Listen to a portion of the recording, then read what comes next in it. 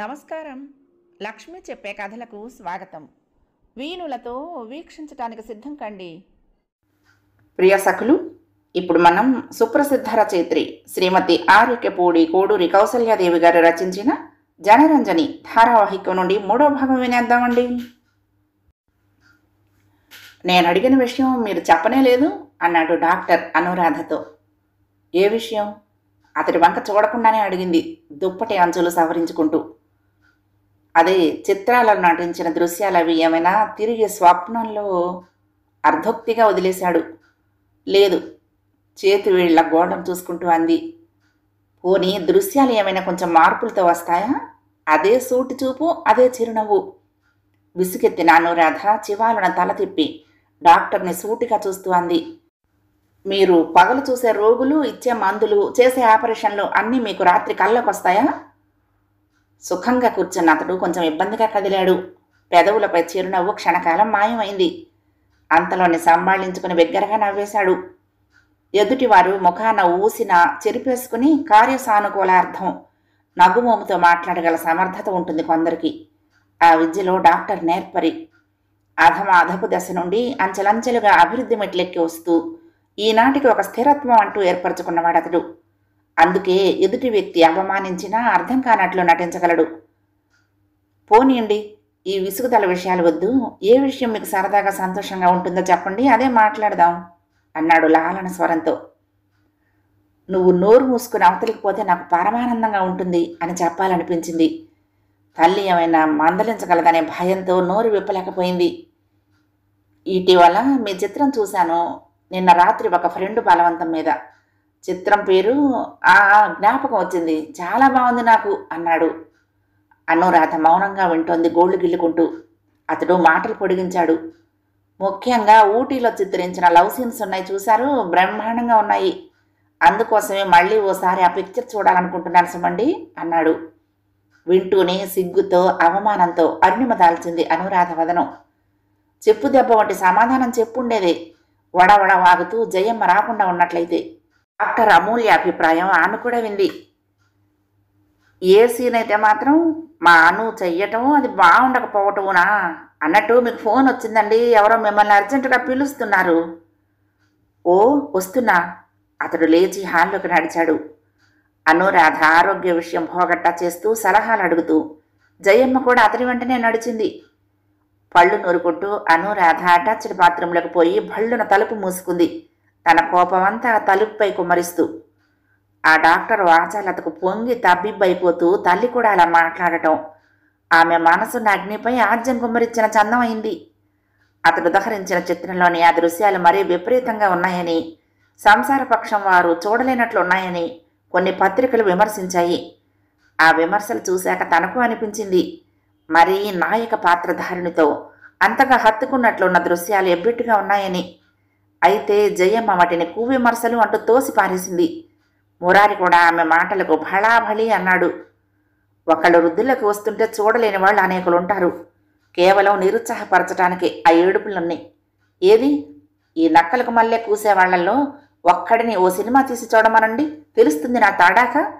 కళ అంటే మాటలా? కళను అర్థం చేసుకోవటం ప్రతివాడికి ఎలా అబ్బుతుంది? వెనకటి రోజుల్లో అయితే ఇల్లు కట్టి చూడు, పెళ్లి చేసి చూడు అన్నారు. ఈ రోజుల్లో నేను అనేది ఏమిటంటే సినిమా తీసి చూడు, ప్రజా విమర్శలు విని చూడు అని అంటూ మేడ అదిరిపోయేటట్టు నవ్వేశాడు. జయమ్మకు ఆ మాటలు చాలా సమంజసంగా కనిపించాయి. ఇక అనురాధ మాట్లాడవలసిన అగత్యం ఉండదు, ఉండరాదు. కానీ అనురాధను ఈ విమర్శ లోన మదన పెడుతూనే ఉంది. నేడు డాక్టర్ ఆ విషయాన్ని ప్రత్యేకంగా తీసుకుని మెచ్చుకోవటంలో అతడి మనసులోని మాలిన్యమంతా తెలుస్తోంది. అతడి జుగుప్సాకరమైన చూపులకు, వెకిలి నవ్వులకు వెనక దాగి ఉన్న అంతరార్థం ఎంత నీచమైంది. ఈ డాక్టర్కి మదన్ అనే పేరు తగ్గట్టే పెట్టారు, ఎవరు పెట్టారో కానీ. ఆ బుద్ధిమాలిన చూపులు, మాటలు సార్థకం చేస్తున్నాయి అంది జుట్టును బ్రష్ చేస్తున్న ఆయాతో. ఆమె కిలకిలా నవ్వేసింది. మీరు మహా చిత్రంగా మాట్లాడతారు అమ్మాయి గారు. నా పేరు సీత, అంత మాత్రాన నేను ఆ సీత మహాసాధ్విని అంటారా అంది. అన్నట్టు అతడికి పెళ్ళైందా? సీత మళ్ళీ నవ్వింది. పెళ్ళేమిటి అమ్మాయి గారు, 3 పిల్లలు కూడానండి. కానీ ఇతడు ఎంత అందగాడో, ఆ భార్య అంత కురూపి. సహజమే, ఇటువంటి వాళ్ళ చరిత్రలు అలాగే ఉంటాయి. మా అమ్మ బాగా పరపతి కలవాడేమో, బ్రతుక్కొక దారి చూపించుంటాడు ఆ కురూపిని చేసుకున్నందుకు. ఇద్దరూ విరగబడి నవ్వుకుంటున్న తరుణంలో జయమ్మ వచ్చి ఆయాను ఏదో మిషతో బయటకు పంపింది. ఈ 4 రోజుల గాంభీర్యత వదిలి కుమార్తె తిరిగి ఉల్లాసంగా కనిపిస్తున్నందుకు సంతోషం కలిగినా ఆ సందర్భం మాత్రం ఆమెకు నచ్చలేదు. అను ఆమె ధరించవలసిన దుస్తులు తీసిస్తూ అనునయంగా ప్రారంభించింది. చిన్నదానివి అయినా పేరు ప్రతిష్టలు పెంచుకుంటూ ఒక విశిష్టతను ఏర్పరచుకుంటున్న దానివి. అడుగడుగునా నీ ప్రవర్తన దర్పంగా ఉండేట్లు చూసుకోవాలి. నీ నవ్వు, నీ చూపు, ప్రతి కదలిక కూడా చాలా విలువైనవి తెలుసా? ఇప్పుడు నేనేం చేశాను మమ్మీ? అదెవరు? నీ ఆయ, నీ చేతి కింద పనిచేసేది. దాంతో నీకు అంత నవ్వవలసిన సంగతులు ఏమున్నాయి అసలు? తీక్షణంగా అడిగింది. ఈ అనుకోని సవాలుకు అనురాధ తేరుకునేలోగానే మళ్ళీ అంది. నీ స్టేటస్కు తగ్గట్లు నువ్వు ఉండాలి. నువ్వు దాంతో అంత ఫ్రీగా ఉంటే దానికి నీ ఎడల భయభక్తులు ఉంటాయా? నీ మాట కోసం, నీ ఒక్క చూపు కోసం 10 మంది పడి చచ్చేంత గంభీరంగా ఉండటం నేర్చుకో. ఆ చంద్రమౌళిగాడు ఎవడని వాడితో అంత చనువు పెంచుకుంటున్నావు? పుస్తకాల వాళ్ళ వెంటబడి వాళ్ల చేత పొగిడించుకోవలసిన హీన గతిలో లేవు మనం. నువ్వు మంచి డిమాండ్లో ఉన్న స్టార్వి. తిరుగు సమాధానం కూడా వినకోరనట్లుగా వెళ్ళిపోయింది. ఓ, మమ్మీ ఈ మధ్య ఎంత రుసరుసలాడుతూ ఉండటానికి కారణం ఇదన్నమాట. వాడెంత అష్టవంకరగా ప్రవర్తించేవాడైనా సరే, వాడికి ఓ డాక్టరో, ఆఫీసరో, లేక ప్రొడ్యూసరో అనే తోక చివరన ఉంటే చాలు గౌరవించడానికి. తనెవరితోనూ చనువుగా ఉండరాదు, తన స్నేహితులు రాకూడదు. తన వయసుదైన సీతతో చనువు పనికిరాదు. ఆయా వృత్తి చేస్తున్నది కనుక తనకు నచ్చిన ప్రవర్తన గల చంద్రమౌళితో మాట్లాడరాదు. చంద్రమండల యాత్ర చేసేవారని కొన్ని నెలల ముందు నుండి ఇతరులకు దూరంగా ప్రత్యేక పరిశుభ్రతలు అవి ఉన్న గదుల్లో ఉంచి ప్రత్యేక సదుపాయాలు కల జాకెట్ తొడిగి పంపిస్తారట. తన ఈ కీర్తి కవచం కూడా అటువంటిదేనా? ఆహా, వీల్లేదు. తనిలా బ్రతకలేదు. ఇందుకేదో వీరుగుడు ఆలోచించాలి. అనురాధ తయారై హాల్లోకి వచ్చేసరికి అక్కడ ఒక అపరిచిత యువతి కూర్చుని ఉంది. కాగితాలు, ఉత్తరాలు అనేకం చూపుతూ. జయమ్మ ఆమెకు ఏవేవో చెప్తుంది. అనురాధను చూస్తూనే ఆ యువతి లేచి వంగి నమస్కరించింది. ఎంఏ పాస్ అయింది. ఇంగ్లీషు, తమిళం, తెలుగు, కన్నడం బాగా వచ్చుట. నీ ఉత్తరాలకు జవాబులు వగైరా అన్నీ ఈమె చూసుకుంటుందిలే. మన మదన్కు దూరపు బంధువు, చెప్పింది జయమ్మ. ఎగసి వస్తున్న నిట్టూర్పుని అణుచుకుంటూ 2 నిమిషాలు ఆ యువతి వంక చూస్తూ ఉండిపోయింది. నా పేరు వల్లి. ఆమె తన పేరు చెప్పుకుంటున్నది. అనురాధ ఏమీ మాట్లాడకనే మెల్లమెల్లగా నడిచిపోయి లాన్లో గార్డెన్ చైర్లో కూలబడింది నిస్తేజంగా. డిగ్రీ కూడా పూర్తి చేయని తన కింద ఎంఏ చదివిన ఉద్యోగి. కుటుంబ పరిస్థితులు అంతంత మాత్రంగా ఉన్న సరస్వతికి తాను ఆ పని ఇద్దామని, ఆమెకు ఆ విధంగా ఓ ఉపాధి కల్పించినట్లు ఉంటుంది, తనకు ఓ స్నేహితురాలతో రోజంతా చక్కగా మాట్లాడుకునే సదవకాశం ఉంటుందని ఊహించింది. కానీ జరిగిందేమిటి? ఇప్పుడు సరస్వతి వస్తుంది కొండంత ఆశతో. ఆమెకు ముఖం ఎలా చూపేది? అప్రయత్నంగా కళ్ళు జలమయమయ్యాయి. ఇక్కడ కూర్చున్నారేమిటి? సీత వచ్చింది ఆశ్చర్యంగా ప్రశ్నిస్తూ. పలహారం తీసుకోవాలి ఇప్పుడు మీరు, తర్వాత ఉత్తరాల మీద సంతకాలు పెట్టాలి అంది. చాటుకున్న కళ్ళు తుడిచేసుకుంది అనురాధ. ఇప్పుడేమీ వద్దు, నా స్నేహితురాలు రావాలి. ఇద్దరం కలిసి తీసుకుంటాము. ఉత్తరాలు ఇక్కడికే తెమ్మని చెప్పు ఆ అమ్మాయితో. ఒక్క క్షణం చూసి సీత వెళ్ళిపోయింది. 1 నిమిషం కూడా గడవక పూర్వమే జయమ్మ వచ్చింది పలహారం, పళ్ళరసం తీసుకుని. అవి అనురాధ ముందు ఉంచుతూ తాను ఓ కుర్చీలో కూర్చుంది. తీసుకో, నీకన్నీ నియమంగా టైం ప్రకారం జరిగిపోవాలి అంది. తాను తర్కించే లాభం లేదని అనురాధకు తెలుసు. పళ్ళరసంలో గ్లూకోజ్ సరిపోయిందా? ఎవరేమిటి ఆ వచ్చే స్నేహితురాలు అడిగింది. సరస్వతి. ఎందుకొస్తోంది? ఏదో అవసరం ఉంటుంది కదా. ఏమీ లేదమ్మా, నిన్న ఇల్లేల ఇంటి దగ్గర కనిపించింది, నేనే రమ్మన్నాను అంది అనురాధ. కావచ్చు, కానీ పెద్ద పెద్ద వాళ్ల చుట్టూ తిరిగే వాళ్ళంతా ఏవో అవసరాలకే ఇలా ఆశ్రయించుకుంటారు. ఎప్పుడో ఏ ధన సహాయం అడుగుతుంది. సరస్వతి నాన్న ఏదో మామూలు గుమస్తాయేగా అంది. అయితే అంత మాత్రాన అందరినీ అడుక్కుంటారా? తనకు తెలియకుండానే తీవ్రంగా అనేసింది అనురాధ. విఘ్నత ఒలికించే నవ్వు నవ్వింది జయమ్మ. అంతేకాదు, ఇంకా గొప్ప పనులే చేస్తారు. లోకం గురించి నీకు తెలుసా, నాకు తెలుసా? ఇంత అమాయకురాలేవు కనుకనే నిన్ను అడుగడుగున హెచ్చరిస్తూ ఉంటాను. డబ్బు అడగకపోవచ్చు, ఏ నౌకరీ ఇప్పించమనో, లేకుంటే తనకు సినిమాల్లో వేషాల కోసం ఎవరినో రికమెండ్ చేయమనో అడుగుతుంది. చూస్తానులేమ్మని చెప్పు, మాట ఇవ్వకు అంది. సరిగ్గా అదే సమయంలో గేటు వద్ద శబ్దం కావటం, లోనికొస్తున్న సరస్వతిని చూడనట్లే జయమ్మ లోనికి వెళ్ళిపోవటం జరిగిపోయింది. ఆ సంగతి సరస్వతి గమనించింది. ఆమె ముఖం చిన్నపోవటం అనురాధ గమనించింది. ధనం, కీర్తి, హోదా మినహా మమ్మీకి ఇంకేమీ కనిపించవా?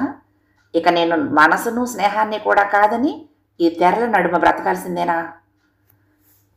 థ్యాంక్స్ అను, నా కోసం నీ పనులు వదులుకుని ఇక్కడ కూర్చుని ఎదురు చూస్తున్నావన్నమాట.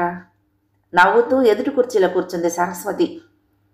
నేరస్తురాలిలాగా లోలోన బాధపడుతున్నాను రాధ బలవంతంగా నవ్వు తెచ్చుకుంది. అబ్బా, నిన్న నువ్వు వచ్చేశాక కూడా లీలా వాళ్ళ ఇంటి దగ్గర ఎంత అలజడనుకున్నావు? అందరూ నీ గురించి ఒకటి అడగటం మురిపెంగా. నీ స్నేహితులు అవ్వటం ఎంత గర్వంగా ఉందో తెలుసా?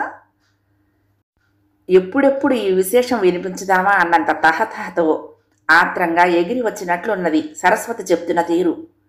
పేలవ హాసం చేసింది అనురాధ. దూరపు కొండలు నున్నగా కనపడతాయి సరసు అంది. పోదులే బడాయి. సరస్వతి అనురాధ మాటలు తేలిగ్గా తీసుకుని నవ్వులతో ఎగరగొట్టింది. అంతటి నటి అయి కూడా ఈ భేద స్నేహితుల ఇంటికి వచ్చింది.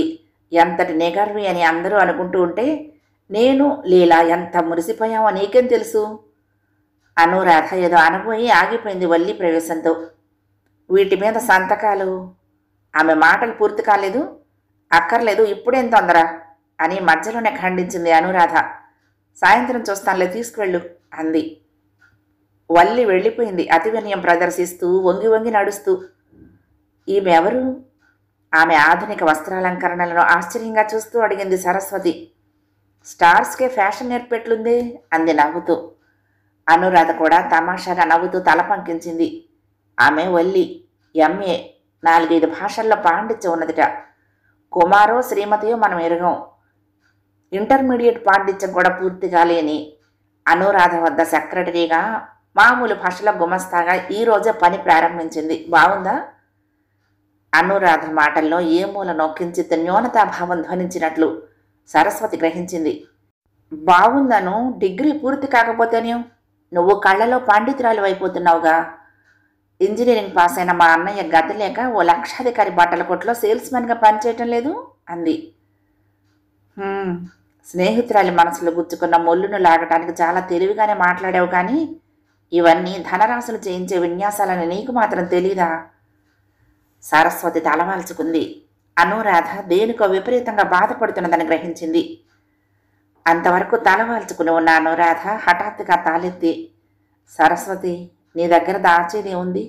ఈ ఉద్యోగం నీకిస్తే మనమిద్దరం సరదాగా ఉండొచ్చని నేను ఆశపడ్డాను.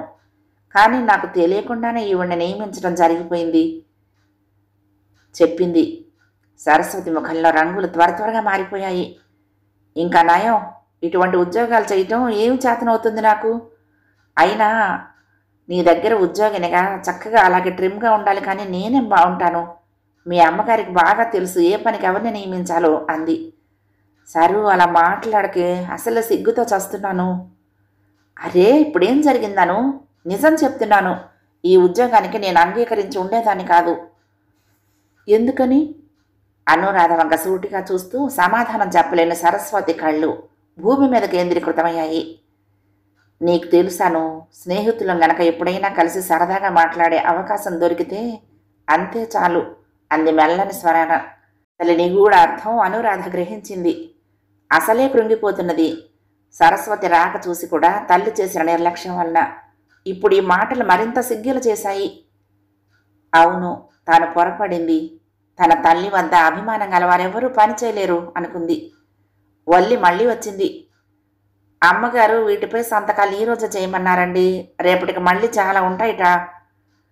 ఇక అనురాధ అభిప్రాయము అంగీకారము అనవసరం అన్నట్లుగా ఉత్తరాలన్నీ అక్కడ ఉంచేసి వెళ్ళింది. ఏమిటివన్నీ? ఆశ్చర్యంగా అడిగింది సరస్వతి. అభిమానులు రాసిన ఉత్తరాలకు సమాధానాలు. ఒక్కొక్క పదమే నొక్కి నొక్కి అంటూ కోపంగా అవన్నీ దగ్గరకు లాక్కుని గబగబా సంతకాలు చేయటం ప్రారంభించింది. చూశావా, స్నేహితులతో 15 గంట కాలమైనా మాట్లాడే అవకాశం ఇయ్యని ఈ కృత్రిమ పేరు ప్రతిష్టలను చూశా నువ్వు మురిసిపోతున్నావు. నిజం చెప్తున్నాను సరస్వతి, మీ అందరిలా హాయిగా స్వేచ్ఛగా లేకుండా ఈ రకపు జీవితంలోకి ఎందుకు ప్రవేశించానా అని ఇటీవల నేను వగచని క్షణం లేదు అంది. సర్లే, ఈ ఉత్తరాలన్నీ ఎవరు రాశారు? ప్రసంగం మార్చింది సరస్వతి. ఉత్తరాలు కాదు, ఉత్తరాలకు జవాబులు వల్లి రాసింది. వల్లి రాకముందు మమ్మీ రాసేది. మరి నువ్వు కనీసం ఇవి చదవను కూడా చదవా? అదంతే సరస్వతి. అటు నుంచి వచ్చే ఉత్తరాలు నేను చూడను, ఇటు నుంచి పోయే జవాబులు నాకు తెలియవు. కానీ ఆ అభిమానులు ఇవన్నీ నేను స్వయంగా చదివి స్వయంగా రాశాననుకుంటారు. మరలా రాస్తారు, మరలా జవాబు వెళుతుంది. ఆశ్చర్యంగా చూస్తున్న సరస్వతిని చూసి చిరునవ్వు నవ్వింది అనురాధ. రోజుకు 100-200 ఉత్తరాలు, ఒక్కొక్కప్పుడు ఇంకా ఎక్కువే ఉంటాయి అంది. బాబోయ్! ఇవన్నీ చదువుకుంటూ కూర్చోనా, లేక నటించాల్సిన చిత్రాల కథల పోర్షన్సే చదవగలనా? కొందరి ఉత్తరాలలో జటిలమైన ప్రశ్నలుంటాయి. కొందరు కొన్ని సమస్యలకు పరిష్కారం అడుగుతారు. నన్ను, నా గ్లామర్ని చూసి నన్నేదో గొప్పగా ఊహించుకుని అడుగుతారే కానీ నాకు ఆ మాత్రం తెలివి వయసు ఉన్నవా అని ఆలోచించరు. నేను ఓ మామూలు మనిషినని, నాకు సుఖ దుఃఖాలు సమస్యలు ఉంటాయని తెలుసుకోరు. ఏం చేస్తాం మరి? వాళ్ళ అభిమానం నిలుపుకోవటానికి ఈ దారి తొక్కాల్సిందే అంది. రక్షించావు. మరి నాకు మాత్రం ఏమంత తెలివితేటలు ఏడిచాయని నాకు ఈ పని ఇప్పించాలనుకున్నావు చిట్టి తల్లి? మీ అమ్మగారు ఒక్క రోజుతోనే నన్ను గెటౌట్ అని ఉండేవారు అంది సరస్వతి. సీత రాకతో సంభాషణ ఆగింది. మీకు ఇక టైం అవుతోంది, స్టూడియోకి వెళ్ళటానికి అమ్మగారు చెప్పమన్నారు అంది సీత. అప్పటి వరకు నిగ్రహించుకున్న ఆగ్రహాన్ని అంతటినీ సీతపై కుమ్మరించింది. నాకు తెలుసు. ఏం స్నేహితురాలు రావటం చూడలేదా? ఎవరు? ఏమైనా ఇవ్వాలని తెలీదా? క్షమించండి అమ్మా, నేను ఇప్పుడే చూశాను, ఇప్పుడే తెస్తాను. ఒక్క పరుగు తీసింది సీత. ఏమిటను నా గురించా గొడవ? నాకేం బాగుండలేదు, ఇబ్బంది పడిపోతూ అంది సరస్వతి. నాకు బాగుండలేదు ఇందాకటి నుండి నేను ఇలా కూర్చోబట్టడం అంటున్న అనురాధ ముఖంలో అరుణిమ ఎగదన్నింది. అన్నట్టు అను, ఈ మధ్య ఏదో పత్రికలో నువ్వు పాఠకుల ప్రశ్నలకు సమాధానాలు ఇచ్చావు. మరి అవి ఏదో ఒకటి పరిస్థితిని ప్రశాంతపరచాలనే ఉద్దేశంతో ప్రసంగాన్ని మార్చింది సరస్వతి. నేను నీలాగే ఆ పత్రికలో నా పేరును ఆ ప్రశ్నోత్తరాలను చదివాను అంతే. పత్రిక చూసే వరకు అసలు నాకు అంత గౌరవం ఆపాదించబడినట్లు కూడా తెలీదు. మరి నిజం, పత్రికల వారు మమ్మీని సంప్రదించి ఉంటారు. ఎవరో బాగా తెలిసిన వాళ్ళ చేత రాయించిందో లేక మమ్మీ తానే రాసిందో నాకు తెలియదు. ఇక ఆ కష్టం లేదులే, వల్లి వచ్చిందిగా. సరస్వతి నేత్రాలలో అచ్చెరువు ఇంకా సమసిపోలేదు. ఒక కప్పు కాఫీతో సీత వచ్చింది. తన చేతితో సరస్వతికి అందించింది అనురాధ. నీకేది? సరస్వతి ప్రశ్న. నేను ఇటువంటివన్నీ ఎప్పుడు పడితే అప్పుడు తినే తాగే అదృష్టం లేదు. అయ్యో, ఏమైందే? నీ ఆరోగ్యం బాగుందా? ఆతృతగా ప్రశ్న మీద ప్రశ్న కురిపించింది సరస్వతి. ఆరోగ్యం శుభ్రంగా ఉంది. నేను అన్ని నియమాలు పాటించకపోతే ఈ నాజుకుపోయి గుండ్రాయిలా తయారవుతానట. అప్పుడు ఈ చిత్రాలలో నటన డబ్బు ఉండవు. మరి అజీర్ణ రోగిలాగా పళ్ల రసాలపైనే నా ప్రాణాలు నిలుపుకోవాలి. సరస్వతి వదనం విచారంగా, చూపులు జాలిగా కనిపించాయి. విషాదంగా నవ్వింది అనురాధ. ఏ రోగము లేకున్నా రోజు డాక్టర్ వస్తాడు, అన్ని పరీక్షలు జరుగుతాయి. నేను త్రాగే ప్రతి పానీయము, తినే ప్రతి వస్తువు మమ్మీ అనుమతితోనే నా చేతికి వస్తాయి. రోజు ఉదయం సాయంత్రం బరువు చూసుకోవాలి. ఈ మధ్య ఒక వేయింగ్ మిషన్ కొంది. ఎందుకే? బరువు ఇంతకంటే పెరగరాదు. పెరిగానంటే ప్రస్తుతం తినే పదార్థాల్లో కూడా కొన్ని తగ్గిపోతాయి. వారానికి ఒక్కరోజు మాత్రం 1-2 ఇష్టమైన వస్తువులు తినొచ్చు. అరే, ఇదేమిటే కాఫీ తీసుకోకుండా అలా ఉంచేశావు? నా గోల వింటే నీకు ఏమి గొంతు దిక్కకుండా ఉందా ఏమి? నిజంగా ఈ నట జీవనంలో ఇన్ని కఠోర నిబంధనలు ఉంటాయా అను? తన స్వరం తనకే వినిపించేంత మెల్లగా అడిగింది. అవునే, ఇవన్నీ తెలిసిన వారు నా వంటి వారిని చూసి మురియటం, అలా తాము ఉండాలనుకోవటం జరగదు. పైపెచ్చు జాలి పడతారు కూడా. ఓ! సరస్వతి కంగారుగా లేచి నిలబడింది. మీ అమ్మగారు వస్తున్నారు, నీకు వేళ మీరిపోయిందనుకుంటాను. నేను వెళ్తున్నాను, బాయ్. పరిగెత్తినట్లే నడిచిపోయింది. ఏమంటోంది సరస్వతి? స్టూడియోకి వెళ్లే దారిలో ఆరా తీసింది జయమ్మ. వల్లి కంటే ఏ డాక్టరేట్ను మన సెక్రటరీగా వేసుకుంటే ఇంకా గొప్పగా ఉంటుందంటోంది. అహంభావి జయమ్మకు అనురాధ మాటల్లోని ఎత్తిపొడుపు అర్థం కాలేదు. తృప్తిగా సంతోషంగా నవ్వింది. నిజమే, మరి స్టేటస్ మెయింటైన్ చేయాలి మనం. మన సెక్రటరీ ఎంత తెలివైంది చదువుకున్నది అయితే మనకు అంత సుఖం కూడా. మన ప్రోగ్రామ్స్ తారీఖులు అన్నీ తానే చూసుకుంటుంది. నువ్వు కూడా దర్జా నిలుపుకోవాలి. అందరికీ తేలిగ్గా కనిపించేటట్లు తక్కువ రకం వాళ్ళతో స్నేహం మానుకోయిక. నీ కాలిగోటికైనా పోలని ఆ సరస్వతితో అంతంతసేపు మాటలేమిటి? అసలు ఎందుకు రమ్మన్నావు దాన్ని? నాకు ఊపిరి తిరగని పనులున్నాయి, ఇక వెళ్ళిరా అని ఒక్క మాటతో వదిలించుకోవాలి అటువంటి వాళ్లను. అలాగే చెప్పాలనిపించింది నిన్నొచ్చిన వాళ్లకు. మాట్లాడటమైనా చేతకాని వాళ్ళు, మర్యాద అంటే ఏమిటో తెలియని వాళ్ళు తలనొప్పి తెప్పిస్తారు. కానీ స్నేహితులతో సమయం హాయిగా గడిచిపోతుంది. చెల్లును కొట్టినట్లున్న ఈ సమాధానం జయమ్మను అగ్నిహోత్రంలా తయారు చేశాయి. కూతుర్ని ఏమీ అనలేక ఆ కోపాన్ని డ్రైవర్పై కుమ్మరించింది. ఏమిటన్న అత్తనడక స్పీడ్గా నడపలేవు? అంతటితో ఆగలేదు. స్టూడియోలో కారు దిగుతూనే చిరుబురలాడింది అందరిపై. నమస్కారం నమస్కారం అంటూ వచ్చాడు నిర్మాత. మీ ఆరోగ్యం ఈరోజు బాగున్నదా అని అనురాధను కుశలం అడిగాడు. ప్రతి నమస్కారం మినహా అనురాధ ఏమీ మాట్లాడలేదు. నిర్మాతలు వగైరా వ్యక్తులతో ఆమె అధికంగా అనవసరంగా మాట్లాడకూడదని జయమ్మ ఆంక్ష. ఆరోగ్యం అంతంత మాత్రమే లేండి, అయినా మీ ఏర్పాట్లన్నీ వ్యర్థం చేయటం ఇష్టం లేక ఎలాగో వచ్చాము. ప్రతి నమస్కారం మర్యాద పాటించకుండానే మాటలకు ఉపక్రమించింది జయమ్మ. చూడండి, ఎక్కువ ఆలస్యం చెయ్యను వీల్లేదు, ఇంకా చాలా పనులున్నాయి. అంతా సిద్ధమేగా? ఖచ్చితమైన ఆ ప్రశ్నకు సూటి సమాధానం చెప్పలేనట్లు గుటకలు మింగాడు అతడు. అంతా తయారేలేండి, అనురాధ గారి మేకప్ పూర్తయ్యేలోగా హీరో గారు కూడా వచ్చేస్తారు అంటూ అక్కడి నుండి తప్పుకున్నాడు. ఎదుటి వారి ప్రవర్తన ఎలా ఉన్నా సరే తాను సౌమ్యంగా సరళంగా మాట్లాడే వ్యక్తులలో ఒకడు ఆ నిర్మాత. అది సత్స్వభావంగా కాక అసమర్థతగా పరిగణించి అటువంటి వారితోనే మరింత అలుసుగా మాట్లాడటం జయమ్మకు అలవాటు. ఆమెకు గల ఇటువంటి అసాధారణమైన అలవాట్లు ఇటీవల 1 నెల నుండి మరీ అధికమైనట్లుగా బయట వారు చెవులు కొరుక్కోవడమే కాదు, ఆమె కన్న కూతురు అనురాధ కూడా అనుకుంటోంది. సొంత ఇంట నౌకర్లపై అధికారం చెలాయించినట్లే స్టూడియోలో కూడా చిన్న చిన్న పనులు చేసేవారిపైనే కాకుండా ఓ మాదిరి వ్యక్తులపై కూడా అధికారినిలా ప్రవర్తించడం ప్రారంభమైంది.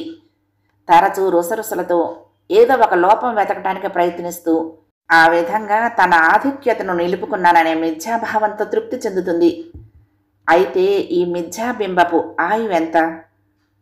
దర్శకుడు వచ్చి అనురాధ పక్కనే కూర్చుని ఆనాడు చిత్రీకరించబోయే దృశ్యాలను విపులీకరిస్తున్నాడు. అతడి చేతిలోని కాగితాలను జయమ్మ తీసుకుని పరిశీలన ప్రారంభించింది. కథాఘట్టాన్ని. ఇదేమిటి? తేలు కుట్టినంత అదిరిపాటితో అరిచినట్లే అడిగింది. ఏమిటమ్మా, ఏమైంది? ఇటు దర్శకుడే కాక అటు నుండి నిర్మాత కూడా ఆత్రంగా అడుగుతూ పరుగును వచ్చాడు. ఈరోజు అనురాధ దాసి వేషం వేయాలా? తన సామ్రాజ్యాన్ని అంతటినీ ఎవరో దోచుకున్నట్టే సెగలు కక్కుతున్నాయి ఆమె చూపులు. నిర్మాత నిస్సహాయుడైనట్లు సంభాషణ రచయిత వైపు చూశాడు. ఆ రచయిత దర్శకుడు ముఖముఖాలు చూసుకున్నారు. మేకప్ లేకుండా చిరుగులు గుడ్డలు కట్టుకునే వేషంలో గ్లామర్ ఎంత పోదు అంది. మేకప్ ఉంటుందిలేండి. నిర్మాత మాటల్ని పూర్తి కానేలేదు జయమ్మ. ఉంటుంది ముష్టి మేకప్. వేధవది చిన్న చిన్న వేషాలు వేసి వేసి ఈ పాటికి పైకొచ్చిన ఆ సైడ్ హీరోయిన్ పట్టు చీరలు నగలు ధరించిన దర్జా వేషం వేస్తే దాని ఇంట దాసిగా అనురాధ ఎలా నటిస్తుందనుకున్నారు అసలు అంది. నిర్మాత కంగారు పడిపోతూ అటూ ఇటూ చూసి ఆ దగ్గరలో ఆ ఉపనాయిక పాత్రధారిని లేకపోవటం గమనించి గుండె సవరించుకున్నాడు. దర్శకుడు సర్ది చెప్పటానికి ఉపక్రమించాడు. అలా 1 అరగంట గడిచింది. హీరో పాత్రధారి ఇంకా రాలేదు. అప్పటికే 5 నిమిషాలకు ఒకసారి జయమ్మ దర్శక నిర్మాతలను అడుగుతూనే ఉంది, ఇంకా ఎంతసేపు, ఇంకా ఎంతసేపు అని. వచ్చేస్తూ ఉంటారమ్మా అని సర్ది చెప్తున్నారు వాళ్ళు. ఇదేమీ గమనించకుండా గుంపులు గుంపులుగా చేరిన అభిమానుల వంక పరధ్యానంగా చూస్తున్న అనురాధను గదమాయించినట్లే పిలిచింది జయమ్మ. లే అను, మనం ఆ స్టూడియోకి వెళ్ళాలి అంది.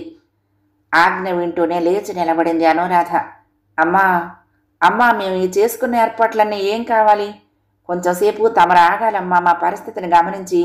అంతా సిద్ధంగా ఉంది, హీరో గారు రావటమే తరువాయి. చూడండి అన్నట్టుగా మా అంతటి మేము సరిగ్గా సమయానికి వచ్చాము. చాలాసేపు కూర్చున్నాము. మా తరపు నుండి ఏ లోపము లేదు. ఎవళ్ళెవళ్ళ కోసం ఎదురు చూస్తూ కూర్చోవలసినంత గతిమాలని తనము మాకు లేదు, తీరిక లేదు. మేము వెళ్తున్నాము. అమ్మా అనురాధ గారు, మీరైనా? నిర్మాత అనురాధను ఒప్పించే ప్రయత్నంలో ఉన్నాడు. బేబీకేం తెలుసు, బేబీని విసిగించకండి, నడు అను అంది. ఇలా అర్ధాంతరంగా వెళ్ళిపోవటం సమంజసం అవునా కాదా అనే మీమాంస అంతరంగాన అలజడి కలిగించినా అది నోరు విప్పి చెప్పలేని అసమర్థత అనురాధను మోగదానిలా తల్లిని అనుసరించేటట్లు చేసింది. తెలుగు భాషలో వెలువడుతున్న వార పక్ష మాసపత్రికలన్నీ ఏ 2-3 అనామకమైనవో మినహా జయం అన్నింటినీ శ్రద్ధగా పరిశీలిస్తుంది. అది ఆయా పుస్తకాలపై గల అభిమానం కాదు, అనురాధన గురించి ఏమేమి రాయబడిందో అనే ఉత్సుకత మాత్రమే అందుకు కారణం. ఇటీవల ఈ కార్యక్రమంలో కొద్ది మార్పు వచ్చింది.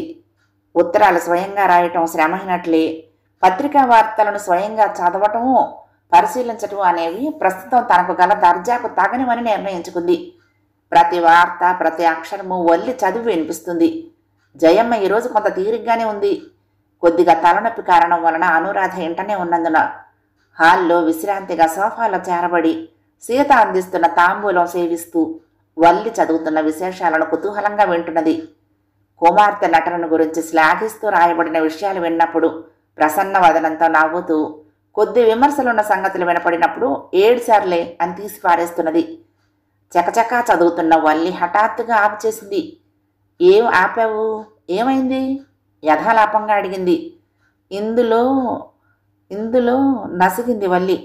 ఏమిటి అందులో? జీవాలన లేచి నిటారుగా కూర్చుంది. ఎవరైనా చనిపోయారా? తీక్షణంగా అరిచింది. లేదండి, చాలా ఎగతాళిగా రాశారండి అంది నసుగుతూ. మనమేదే? ఎవడు వాడు? పత్రిక పేరు చెప్పింది వల్లి. ఆహా, ఇప్పుడే పైకొస్తుంది కదూ పుస్తకం. కళ్ళు నెత్తికెక్కాయన్నమాట. ఏం కూశాడు? ఏమలా బెల్లం కొట్టిన రాయిలా కూర్చున్నావు? చెప్పు. అంటే మీకు కోపం రాగలదు. అయితే నువ్వు గాని రాయలేదుగా, చదువు అదేమిటో. ఆటే నాంచకు. ఈ స్వరంలోని స్థాయి తీవ్రతలు అనురాధ గదిని కూడా చేరి ఆమె కూడా అక్కడికి వచ్చేటట్లు చేశాయి. ఇక తప్పేది లేదన్నట్లుగా వల్లి చదవసాగింది. తారాపథం చేరుకున్న ఒక తార తల్లి తల తిరుగుడు అని శీర్షిక ఉంచారండి. ఏమిటి? కళ్లల్లో తారాజువలే లేచాయి జయమ్మకు. విసురుగా లాక్కుంది ఆ పేపర్ని వల్లి చేతుల నుండి. విసుపు కణాలు వర్షిస్తున్న నేత్రాలతో చదువుకుంది. నిర్మాతల నష్టము, సాటిదారుల కష్టము ఆలోచించని తల తిరుగుడు తారలు టప్పున నేల రాలటం అందరికీ తెలిసిందే. ఇటీవలనే ఒక్కసారిగా తారా మండలానికి ఎగసిన కొత్త తార అనురాధ తల్లి. ఈ యథార్థాన్ని గుర్తించకపోతే చేజేతులా కుమార్తె భవిష్యత్తును నాశనం చేసినది కాగలదని జనవాక్యం అని రాసి, ఇంకా జయమ్మ గర్వపు ప్రవర్తనను గురించిన వివరాలు క్రింద విపులంగా కొంత అతిశయోక్తులు కూడా జోడించి రాయబడ్డాయి. ఆవేశంతో వగరుస్తున్న జయమ్మ కొంత తడవు, మాటలు కూడా మాట్లాడలేకపోయింది. ముక్కు పుటాలు అదురుతున్నాయి. ఆ రూపం చూసిన వల్లికే కాదు, అనురాధకు కూడా భయం కలిగింది. నాకు తెలుసు ఇది ఎవడో నిర్మాత రాయించుంటాడు. ఎవడు వాడు అంటూ తనకు అనుమానం ఉన్న 2 నిర్మాతలను తూర్పారబడుతున్న తరుణంలో మారుతీరావు రావడం జరిగింది. విషయం తెలుసుకున్న అతడు తేలిగ్గా నవ్వేశాడు. ఎందుకు నవ్వుతారు? ఏమిటి మీ ఉద్దేశం? ఏం లేదు, ఇటువంటివి వాళ్ళు ఎంత రాస్తే అంత మనకు అడ్వర్టైజ్మెంట్ అనుకో అన్నాడు. ఏడ్చినట్టే ఉంది. పేపర్ నేలకేసి కొట్టింది. నువ్వు చాలా గొప్ప వ్యవహర్తవని అనుకుంటున్నాను నేను. ఇంతేనా నీ ధైర్యం అంతా? పబ్లిక్ ఫిగర్స్ గురించి ఎన్నో రాస్తారు, ఎన్నో కార్టూన్స్ వేస్తారు, మనం ఆపలేము. అయినా ఇవాళ వాళ్ళు రాసిందేముంది, చాలా అల్పం కదూ. ఇటువంటి విషయాలు స్పోర్టివ్గా తీసుకొనిదే ఈ రంగాలలో పని చేయలేము. నీకు మాత్రం తెలియందా అన్నాడు. అనురాధ గుండెల్లో బరువు, బాధ బయలుదేరాయి. ఇటువంటి రంగాలలో ఇలా మాటలు అనిపించుకోవాలా? వాళ్ళు ఏం రాసినా భరించడానికి సిద్ధంగా ఉండాలా? ఇటువంటి రంగంలో మమ్మీ నన్ను ఎందుకు ప్రవేశపెట్టింది? అనురాధ మనసును గ్రహించిన మారుతీరావు సందర్భం మార్చడానికి ప్రయత్నించాడు. ఏమిటను ఈరోజు చాలా తొందరగా వచ్చినట్టున్నావు అన్నాడు. అన్యమనస్కంగా చూసింది అనురాధ. ఏమిటా పరాకు? గయ్యమంది జయమ్మ. ముంగిలాగా ఊ ఆ మినహా నోరు విప్పి మాట్లాడదు కదా, అందుకే అన్నీ నేనే మాట్లాడాల్సి రావటంతో అందరూ నన్నాడిపోసుకుంటున్నారు విసురుగా అంది. ఉరిమి మంగళంపై పడ్డట్టుంది. మధ్యలో అమ్మాయి ఏం చేసింది? అయినా ఇటువంటి విషయాలు అంతగా పట్టించుకోకూడదని చెప్పానా? భర్త హితవచనాలు ఆమెకు ఏమాత్రం సాంత్వన కలిగించలేకపోయాయి. వెంటనే మురారికి ఫోన్ చేసింది. ఏదో పనిలో ఉన్నానని, సాయంత్రం వస్తానని అన్నాడు అతను. ఫోన్ పెట్టేశాడు. భవిష్యత్తు పాడవుతుందే. ఎవడబ్బతరము కాదు, నా భవిష్యత్తును దిగదొడవటం, ఈ నటన, ఈ అందం ఎవతుకున్నాయని అటు ఇటు పచారులు చేస్తూ గాండ్రించింది. ఎవరో ఒకరిని పట్టుకుని బడబడ దులిపేయాలి, నా తామసం ప్రదర్శించాలి అనిపించింది. వల్లి, ఆ ప్రొడ్యూసర్కి ఫోన్ చెయ్యి అంది. ఎవరికండి? ఈ మాత్రం తెలీదు? మనకు ఎవరెవరితో పనులున్నాయో వాళ్ళకే.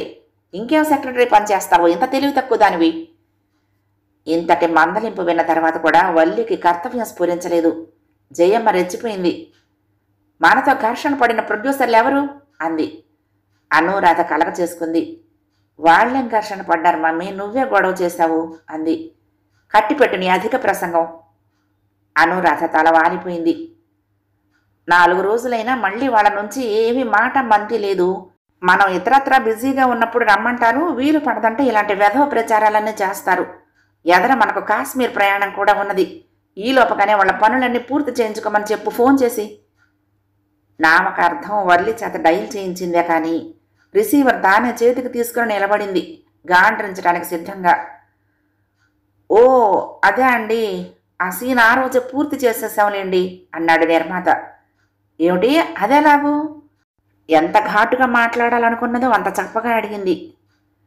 అంతటి భారీ ఏర్పాట్లు మరల చేయలేము చూడండి, అంచేత డూప్తో పని కానిచ్చాము అంటూనే రిసీవర్ పెట్టేసిన శబ్దం వినిపించింది. కళ్ళు తిరిగినట్లే అయ్యింది జయమ్మకు. ఎంతటి అహంకారం ఈ నిర్మాతకు! జయమ్మ కంఠం నుండి మాటలు బయటికి రాలేదు. ఆమె అహం ప్రప్రథమంగా దెబ్బతిన్నది. 3వ భాగం సమాప్తం. ప్రియ సఖులు, ఈ కథ మీకు నచ్చితే తప్పకుండా లైక్ చేయండి, షేర్ చేయండి, కామెంట్ చేయండి, సబ్స్క్రైబ్ చేసుకుని నన్ను ఎంకరేజ్ చేయండి. ఉంటానండి. ప్రేమతో లక్ష్మి, కృష్ణాతీరం దుర్గమ్మ సన్నిధానం. నమస్తే.